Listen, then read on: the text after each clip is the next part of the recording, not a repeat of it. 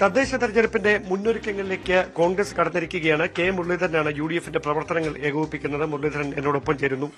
വലിയ ഒരു തന്ത്രപരമായ നീക്കം, കെ എസ് ശബരിനാഥനെ മത്സരിപ്പിക്കാനുള്ള ഒരു തീരുമാനം, എന്താണ് ഇതിനോട് ഉദ്ദേശിക്കുന്നത്? അല്ല, ഞങ്ങള് ഇപ്പൊ തിരുവനന്തപുരം കോർപ്പറേഷനിലെ 50ഓളം സ്ഥാനാർത്ഥികളെ ഞങ്ങൾ തീരുമാനിച്ചു കഴിഞ്ഞു. ഇനി ഘടകകക്ഷികളുടെ ചർച്ച പൂർത്തിയാവാനുണ്ട്. അതിൽ RSP, കേരള കോൺഗ്രസ്, ജയിക്കബ് വിഭാഗമായിട്ടുള്ള CMP 3 പേരുമായിട്ടുള്ള ചർച്ച പൂർത്തിയാക്കി. ഇനി മുസ്ലിം ലീഗും കേരള കോൺഗ്രസുമായിട്ടുള്ള പൂർത്തിയാക്കാനുണ്ട്.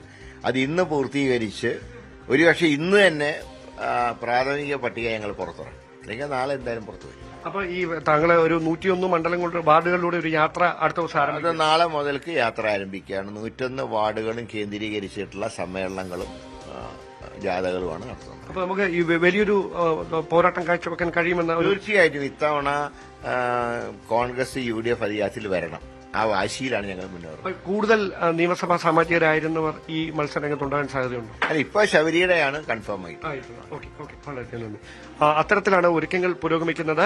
കെ മുരളീധരനാണ് തെരഞ്ഞെടുപ്പിന്റെ പ്രവർത്തനങ്ങൾക്ക് ചുക്കാൻ പിടിക്കുന്നത്. അദ്ദേഹം ഇന്ന് തന്നെ ഈ കഴിയുമെങ്കിൽ പ്രാഥമിക പട്ടിക പുറത്തിറക്കാനുള്ള ക്രമീകരണങ്ങളുടെ ഭാഗമായുള്ള ചർച്ചകളിലേക്ക് കടക്കുകയാണ് എന്നാണ് നമ്മളോട് വ്യക്തമാക്കിയിരിക്കുന്നത്. ക്യാമറമാൻ സന്തോഷ് കുമാറിനൊപ്പം ഡാൻ കുര്യൻ, News 18.